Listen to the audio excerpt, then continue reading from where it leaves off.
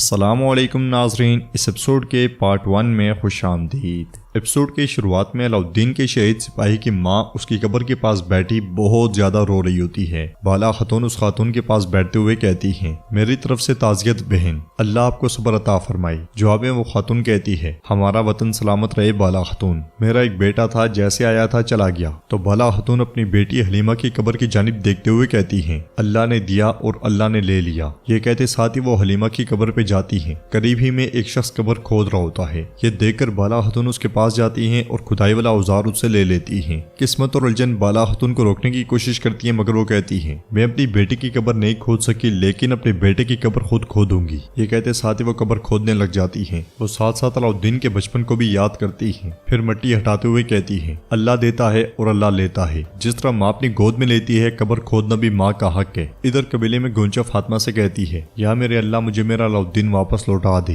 اسے اپنے بیٹے کی خاطر بچا لی۔ ہزار خاتون بھی وہی موجود ہوتی ہے کہ اس لیے میں گولچی تیزی سے وہاں آتی ہے اور کہتی ہے، گونچا خاتون بالا خاتون قبر کھود رہی ہیں۔ یہ سنتے ساتھ ہی گونچا مزید غمگین ہو جاتی ہے۔ ادھر عثمان صاحب جیسے ہی ایک اور پتھر کی رسی کاٹنے لگتے ہیں، جیرکتائی وہاں پہنچتے ہوئے کہتا ہے، رکیں حضور رکیں۔ یہ سن کر عثمان صاحب ایک دم سے رک جاتے ہیں اور جیرکتائی حواس پاکتا وہاں پہنچتے ہوئے کہتا ہے، حضور شہزادہ علاؤالدین، ان کی زندگی خطرے میں ہے، انہیں دیواروں کے سامنے پنجرے میں لٹکایا گیا ہے۔ یہ سن کر عثمان صاحب اور اورحان بہت زیادہ پریشان ہو جاتے ہیں اور قلعے کی جانب دیکھتے ہیں، پھر غصے سے کہتے ہیں، گٹیا کتا بے ضمیر قلعے دار، تو تم میرے بیٹے کے پیچھے چھپ رہے ہو ہاں؟ اورحان کہتا ہے، حضور اتنی دوری سے ہدف کو نشانہ بنانا ممکن نہیں ہے، اللہ میرے بھائی کی حفاظت فرمائے، یہ قلعے دار ہمیں ہماری کمزور ترین جگہ سے مارنے کی کوشش کر رہا ہے۔ قلعے سے آندریا سامنے آتا ہے اور کمانڈر سے کہتا ہے، منجنیکیں خاموش ہو گئی ہیں، عثمان نے حقیقت کا سامنا کر لیا ہے، وہ پیچھے مڑ کر دیکھے بغیر واپس جائے گا۔ ادھر بیحان صاحب عثمان صاحب سے کہتے ہیں، منجنیکیں اب کام نہیں کریں گے حضور،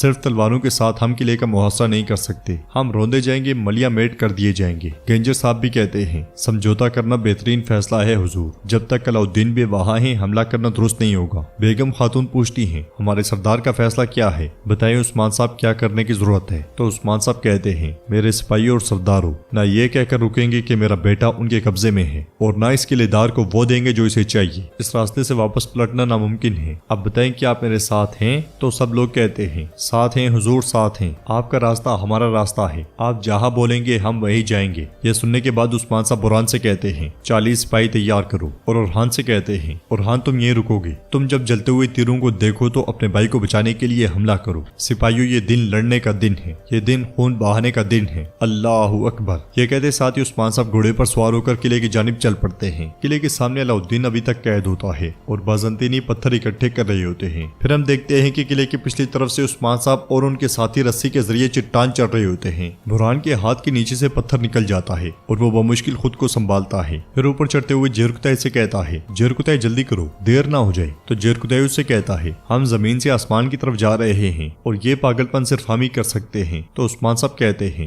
دراصل وہ قلعے دار حیران ہو جائے گا، میں اسے اس کی ایسی جگہ سے ضرب لگاؤں گا جہاں سے اسے بالکل توقع نہیں ہوگی۔ شاباش سپاہیوں، زور لگاؤ۔ سروجا اور البائی بھی ان کے ساتھ موجود ہوتے ہیں۔ کائی قبیلے میں گونجا تیزی سے قبرستان کی جانب آ رہی ہوتی ہے اور بالا خاتون کو دیکھ کر چلاتے ہوئے علاؤالدین علاؤالدین پکارتی ہے۔ یہ سن کر بالا خاتون کو ایک دھچکا لگتا ہے اور وہ جب پلٹ کر دیکھتی ہے تو وہاں انہیں علاؤالدین نظر آتا ہے۔ گونجا ان کے پاس پہنچ کر کہتی ہے، ماں مجھ سے نہ چھپائیے گا، کیا علاؤالدین مر گیا ہے؟ یہ کہتے ساتھ ہی وہ قبر پر سے مٹی ہٹانے لگ جاتی ہے۔ ادھر چٹان پار کرنے کے بعد عثمان صاحب اور ان کے ساتھی قلعے کی دیوار چڑھ رہے ہوتے ہیں اور بہت دیر کی محنت کے بعد آخرکار عثمان صاحب اور ان کے ساتھی بالکل دہانے پر پہنچ جاتے ہیں۔ آوازیں سن کر ایک بازنطینی سپاہی جیسے ہی باہر کی جانب جھکتا ہے، عثمان صاحب دیوار چڑھنے والے آلے کے ساتھ ہی اس کا کام تمام کر دیتے ہیں اور پھر اسے باہر کی طرف ہی پھینک دیتے ہیں۔ دوسرا سامنے آتا ہے تو عثمان صاحب آلہ پھینک کر اسے بھی موت کے گھاٹ اتار دیتے ہیں۔ اس کے ساتھ ہی وہ سب قلعے میں داخل ہو جاتے ہیں۔ داخل ہوتے ساتھ ہی دو بازنطینی عثمان صاحب پر حملہ کرتے ہیں، مگر عثمان صاحب ایک ساتھ ہی ان دونوں کو جہنم واصل کر دیتے ہیں۔ ادھر گونچا کو روتا ہوا دیکھ کر بالا خاتون اس سے کہتی ہیں، میں نہیں جانتی گونچا بیٹی، میں کل کے بارے میں نہیں جانتی، اس وطن اور اس سرزمین کے لیے ایک نہیں بلکہ 1000 علاؤالدین بھی قربان ہو جائیں۔ اگلی لمحے लम्हे गुंजा के पेट में तकलीफ होती है तो बाला हतुन चिल्लाते हुए कहती है, दाई को बुलाओ, दाई को बुलाओ। करादीन किले में उस्मान साहब और उनके साथी आग वाले तीर उरहान की जानिब फेंक देते हैं, जिन्हें देखकर उरहान खुश होते हुए कहता है, जलते हुए तीर छोड़ दिए गए हैं। बयहान बे कहता है, इशारा आ गया है, उस्मान बे कामयाब हो गए हैं। जवाबन उरहान कहता है, हमारे सरदार कुफार के किले में दरअंदाजी कर चुके हैं, अब हमारी मंजिल करादीन किला है। ये कहते साथ ही वो अल्लाहु अकबर के नारे लगाते हुए किले की जानिब दौड़ पड़ते हैं। उन्हें आता हुआ देखकर गवर्नर भी बहुत परेशान हो जाता है और बाज़ंतीनियों की दौड़े लग जाती हैं। पिछली तरफ से उस्मान साहब अपने साथियों के साथ बाज़ंतीनियों का सफाया कर रहे होते हैं। सामने की तरफ मौजूद गवर्नर कहता है, ये कैसे हो सकता है, ये कैसे किले की तरफ बढ़ते हुए आ रहे हैं। अंदर अलबाई, आइकुत और बाकी सब भी बाज़ंतीनियों की लाशें गिराते ही चले जाते हैं। सरोजा भी उनका भरपूर साथ देता है कि इसी लम्हे उस्मान साहब अपने दोनों कुल्हाड़े एक बाज़ंतीनी को दे मारते हैं, जोड़ता हुआ किले से बाहर जा लगता है। फिर आगे बढ़ते हुए उस्मान साहब तीरों से बाज़ंतीनियों पर टूट पड़ते हैं। सैन में बाज़ंतीनी सिपाही सफ ब सफ खड़े हो जाते हैं और उस्मान साहब वहां पहुंचते साथ ही उन पे हल्ला बोल देते हैं।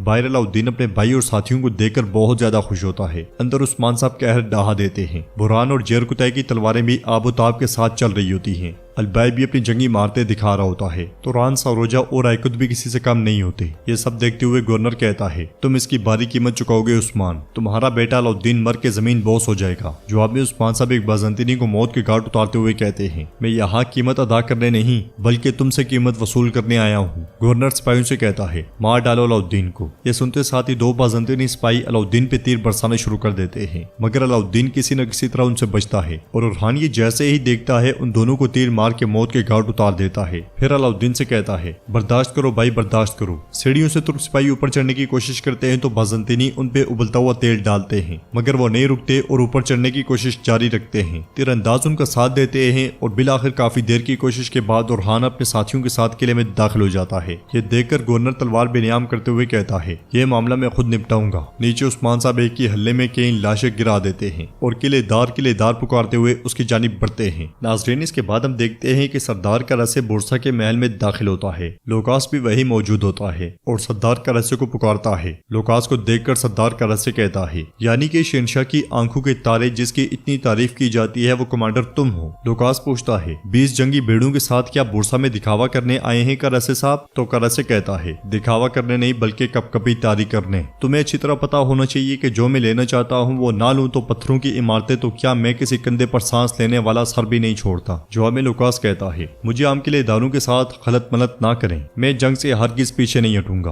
तुम यहाँ तक क्यों आए हो पहले ये बताओ। इधर हम देखते हैं कि उस्मान साहब पीछे पीछे जबकि किलेदार आगे आगे होता है और किलेदार अलाउद्दीन को मारने के लिए मुसलसल आगे बढ़ता ही चला जाता है। क्या उस्मान साहब किलेदार तक पहुंच पाएंगे और क्या किलेदार का अंजाम करीब है, ये हम जानेंगे पार्ट 2 में। कैसा लगा आपको पार्ट 1 आप हमें कमेंट बॉक्स में बता सकते हैं। अगर आपको ये वीडियो पसंद आई है तो वीडियो को लाइक करें, चैनल को सब्सक्राइब करें और बेल आइकन पर लाजमी से क्लिक कर दें। इंशाल्लाह मिलते हैं नेक्स्ट वीडियो में, तब तक के लिए रखें अपना और अपनों का बहुत ज्यादा ख्याल। अल्लाह निगहबान।